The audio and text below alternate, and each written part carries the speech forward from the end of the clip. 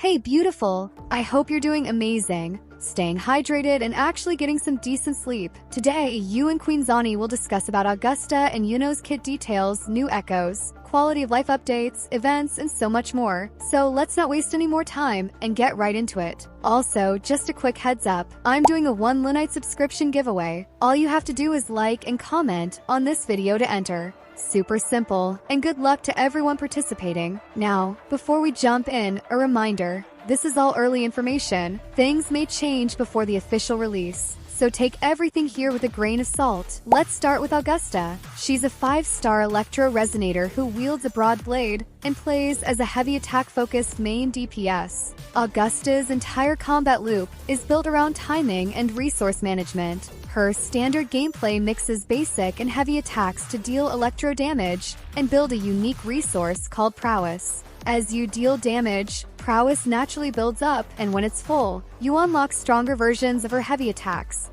Multi-stage electro strikes like Thunderroar, Step Back, and Spin Slash. These advanced attacks deal significant damage, which can be chained together or cancelled into dodges and counterattacks for dynamic, flowing combat. She also has access to strong aerial attacks and mid-air dodging techniques, letting her dominate in vertical combat as well. Her Resonance Liberation comes in 2 versions. Normally, she casts Sword of Eternal Oath, a heavy electro slash. However, once she accumulates enough deterrence and majesty, it evolves into Sublime is the Sun, a powerful transformation that temporarily stops time and locks Augusta into a solo combat state called Sworn Allegiance. In this form, she unleashes a rapid slashes of empowered attacks and finishes with Undefeated Vanquisher. Outside of combat, Augusta has a couple of strong passive benefits. When she deals damage, she gains a shield based on her max HP. She also has a passive that builds her special resources automatically if she hasn't been in combat for a few seconds. This helps her come back into the fight with more tools ready. Finally, Augusta's outro skill gives a straightforward team buff. When she swaps out, the next resonator who enters gains an all damage bonus by 15%, and Augusta herself gains resources that help her re-enter combat later with her ULT or special skills prepped. Now her weapon. It increases her attack, boosts heavy attack damage when casting intro or resonance skills, and when she gains a shield, her heavy attacks will ignore enemy defense. This effect has short cooldown windows, allowing for repeated value throughout a fight. Introducing LD Shop, one of the most reliable and secure top-up sites for Wuthering waves.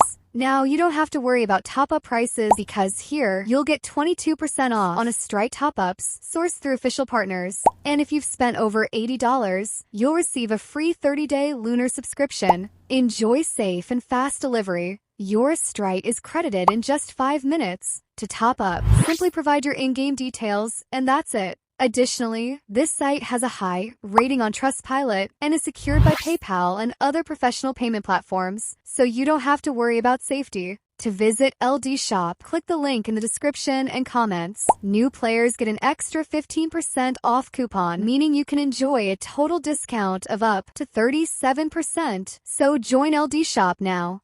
Now let's talk about Iuno. Iuno is a 5-star arrow gauntlet user whose combat with dynamic stance switching and supportive utility. Her playstyle revolves around the lunar phasing mechanic, allowing her to switch between half moon and new moon states, each with distinct abilities and scaling. In half moon, Iuno builds a resource called sentience by landing hits. This state emphasizes rapid combos and generation of energy. She can then transition into new moon using Flux Moonbow, changing her attack style to powerful, sentience-consuming strikes that deal more damage, restore concerto energy, and heal nearby allies. Once fully charged, Iuno can use Absolute Fullness, a strong AoE that heals and ends lunar phasing, creating a full moon domain, a field that regenerates HP and stamina for allies, while boosting Iuno's crit damage through blessing of the Wand Light stacks. Her combat toolkit includes chained attacks, plunge attacks, dodge counters, and adaptive resonance skills that evolve based on her current state. For example, closing refrain, overdraw,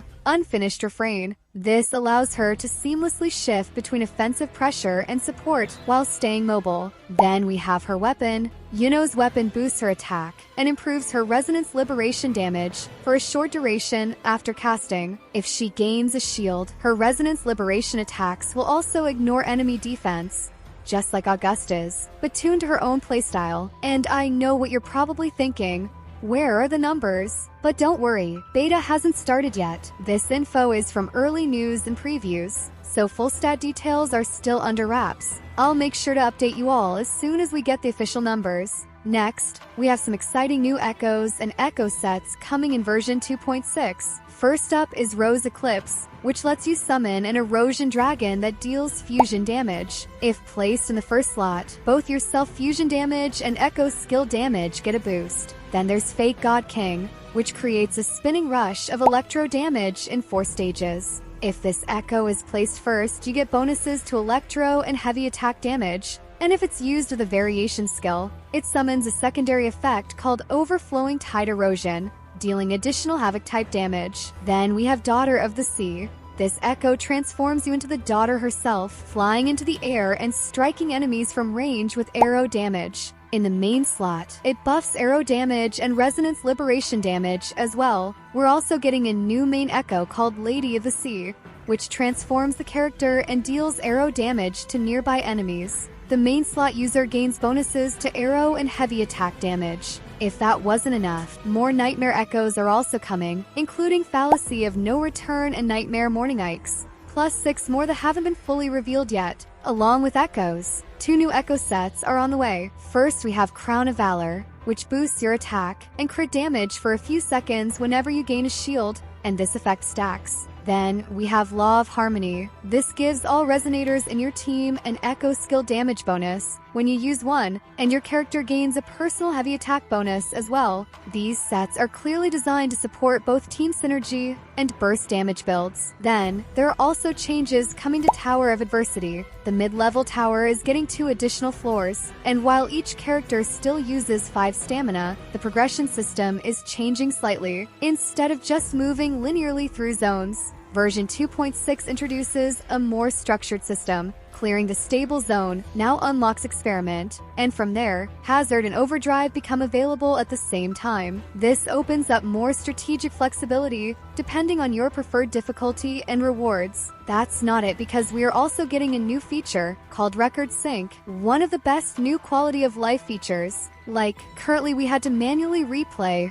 every floor when Hazard reset. But now, if you ended a cycle with full crests on a floor, your team will auto-clear that floor in the next reset without needing to play it again. Huge time saver. Now let's talk about events. The main limited time event in version 2.6 is Ember and Iron Hunting. It takes place in Sengu Izkahara. It's the name of new area, about which we have already discussed in our previous video, a frontline region in Qiuyuan's war against the Dark Tide. The story centers around ancient gladiators and their legacy, and the event is split into 4 stages that unlock over time. There are plenty of rewards up for grabs, and while some tasks can't be completed online or tracked in certain scenes, the event is rich with lore and gameplay. And yes, we're also getting the return of the Black Shores Tower Defense event with Valentina. This time, it includes an endless mode for hardcore players. I am so excited for this event. What about you all? Let me know in the comments. Other events include a new gadget-focused challenge from the Huashu Research Institute, a photography event in the new area, and more. To top it all off, a brand new battle pass is coming in 2.6 with 5 exclusive weapons. There's a broad blade that buffs your attack and heavy attack damage after using Resonance Liberation, a sword that enhances both attack and Resonance Liberation damage, and a pistol that stacks up damage bonuses from basic and heavy attacks. Gauntlets boost liberation performance, while rectifiers focus on resonant skill use to increase attack and basic damage. Lastly, let's talk about Qiuyuan. Earlier, he was rumored to be a support for Augusta, but new info shows that he pairs well with Galbrina and Frolova, suggesting he may have a more flexible or unexpected team role than we initially thought. It's a big shift. What do you guys think? Let me know in the comments. And yes, 2.6 isn't just echoes and QL updates. We're getting 2 full acts of story quests and new areas to explore, with plenty of content for those who love lore and exploration. There's no filler here, just solid content. That's everything I have for now. If anything changes, you already know I'll be back with updates as soon as they drop. If you made it all the way to the end, you're an absolute legend.